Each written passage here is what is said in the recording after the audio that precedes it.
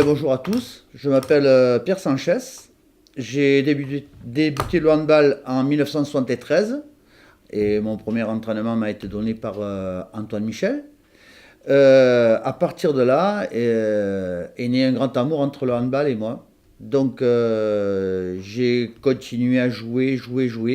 Le club était tout petit, il n'y avait que deux équipes chez les jeunes. Il y avait minime cadet, puis ensuite une équipe junior et une équipe senior. Malheureusement, ce club n'a pas pu aller très loin parce que n'ayant pas de jeunes et le comité imposant pas mal de choses, on ne pouvait pas évoluer. Et insensiblement, bon, il a fallu épanouir. Et donc j'ai créé l'école de handball. À partir de là, le club a commencé à avoir des équipes dans toutes les sections, c'est-à-dire minime, cadet, junior. Il n'y avait pas d'équipe loisir encore, mais bon, après on est arrivé au senior, avec une belle équipe un beau groupe poussin.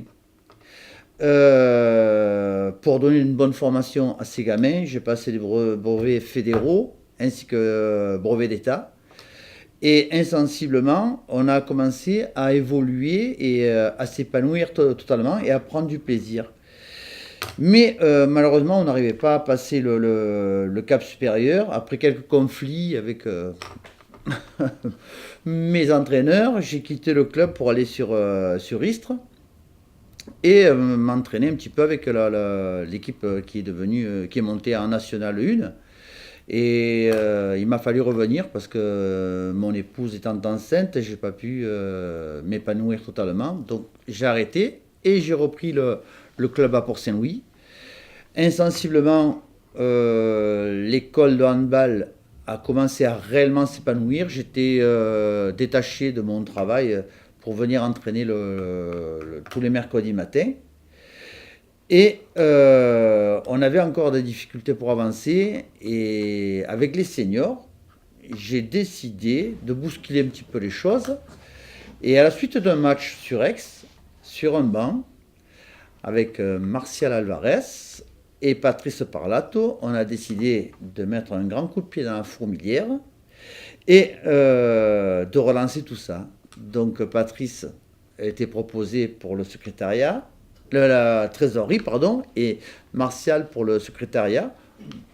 Antoine Michel toujours président, et moi entraîneur de l'équipe 1. Ça a créé des vagues, peu importe. L'année qui a suivi, j'ai pris l'équipe première. Nous sommes montés d'année en année en honneur, d'honneur en excellence. Puis un passage à vide parce que j'ai perdu des joueurs qui étaient partis à l'armée, mais jusqu'à ce qu'on puisse accéder à la pré-nationale. Voilà, ça ce sont mes meilleurs souvenirs.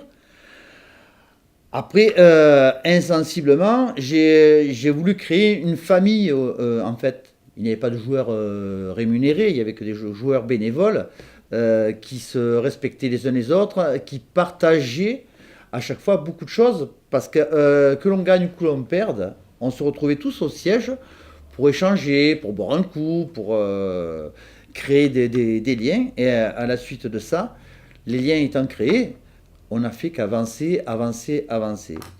Et bon, les passages à vide, il nous a fallu à un certain moment changer pour créer, comment on peut appeler ça, comme un électrochoc psychologique. Moi, je n'y arrivais plus avec la première. Mon collègue Jean-Luc Cuvas avait de grosses difficultés avec les juniors. Nous avons changé, j'ai repris les juniors, lui les seniors. Et nous avons remonté tout ça en flèche pour atteindre un niveau plus qu'excellent, puisqu'avec les juniors, nous avons fait la finale de la Coupe de Provence. C'était à Saint-Bonnet, à côté de Gap, alors qu'ils étaient dans le fond du classement. Donc tout ça s'est mis en place et bon, il est évident que je connaissais tout le monde parce que j'ai eu toutes les catégories en fait. J'étais le couteau suisse, hein. J'étais le poussin, minime, cadet, junior, senior. J'ai eu toutes les catégories. Et j'ai même la petite anecdote, c'est que en tournoi à Arles. J'avais une équipe de cadets qui était excellente, dans laquelle il y avait Sokiat, Sokiat U, qui lui jouait en sélection et m'a demandé d'intégrer au cours d'un tournoi un joueur dans mon équipe. J'ai dit pourquoi tu veux l'intégrer? Il me dit bah parce qu'il est tout seul, il promenait avec sa maman, il n'a pas d'équipe. J'ai dit ben oui, fais-le jouer s'il est en sélection avec toi. Il s'est fondu dans le groupe comme c'est pas possible. J'avais un handball champagne avec beaucoup de croisés, le ballon, on ne savait jamais où il était, avec des kung-fu et tout ça. Et au bout du compte, eh ben, ce tournoi, on l'a remporté. Ce joueur qui a participé avec nous s'appelle Michael Guigou et a été meilleur joueur du monde quand même. Et joue toujours à Montpellier, c'est toujours un des meilleurs joueurs du monde. À la suite de ça, quand j'ai atteint l'après-national avec le groupe, j'ai rencontré celle qui allait devenir ma femme. Et donc, pour des solutions de facilité, il m'a fallu partir sur Arles. Et donc, je ne pouvais pas continuer. Donc, je suis parti sur Arles en 99. Et ça devenait très fatigant pour moi, la route, les entraînements. Et j'ai décidé de mettre un terme à ma carrière pour mes 40 ans, en 2000. Et ça a été un grand souvenir parce que j'ai fait venir pas mal d'anciens et des joueurs de l'extérieur pour qui j'avais une grande estime. Et voilà, ça s'est terminé un petit peu comme ça. Donc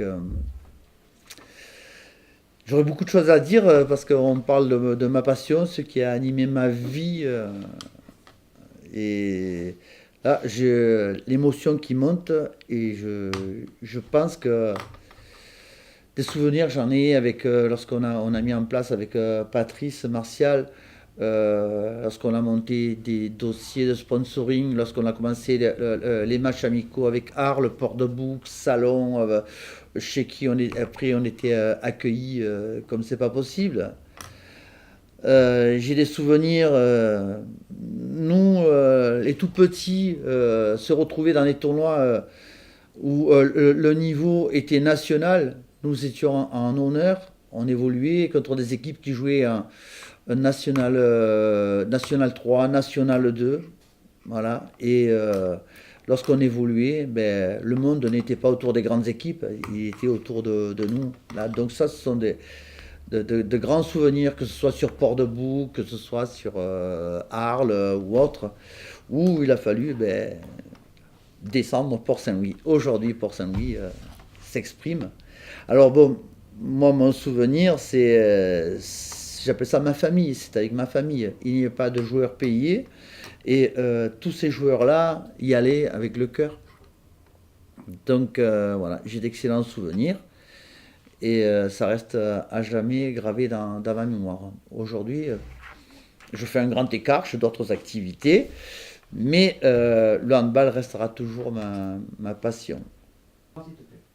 Le club a 50 ans et qu'est-ce que je peux souhaiter de mieux au club? Je souhaite qu'il continue à s'épanouir, où aujourd'hui les choses sont beaucoup plus structurées que par le passé. C'est très bien. Ça, il y a des volontaires, il y a du monde, il y a pas mal de choses qui se font. Et je souhaite qu'une chose, c'est qu'ils conservent cet esprit de famille, ce respect que j'ai eu du mal à mettre en place, mais qui a payé. Parce que lorsque j'ai laissé ma place d'entraîneur, je crois que c'est Christophe Bertrand qui est venu. Et l'autre, je ne me rappelle plus comment il s'appelait. Frédéric Leclerc. Oui, Frédéric. Non, pas Fred, le joueur l'ailier. Anthony Martial. Voilà, Anthony Martial qui lui était stupéfait de voir une telle ambiance, un tel jeu, un tel respect sur le terrain. Et ça, dans les vestiaires, c'était mon leitmotiv. Avant de rentrer sur le terrain, c'était les consignes: respect de chacun, de l'adversaire, de l'arbitre, et du public. Ils viennent là pour vous voir, donnez-leur du spectacle. Et on remplissait les gradins. C'est un grand, grand, grand souvenir pour moi. Et voilà, c'est difficile pour moi d'en parler parce que je commence à avoir le nœud. Voilà. Voilà, après, bon, des anecdotes, j'en aurais beaucoup, beaucoup, beaucoup à raconter. Et là, je suis beaucoup trop ému pour continuer. Bon anniversaire. Et je souhaite longue vie et bon anniversaire au club HBCSL, réputé pour ses moules.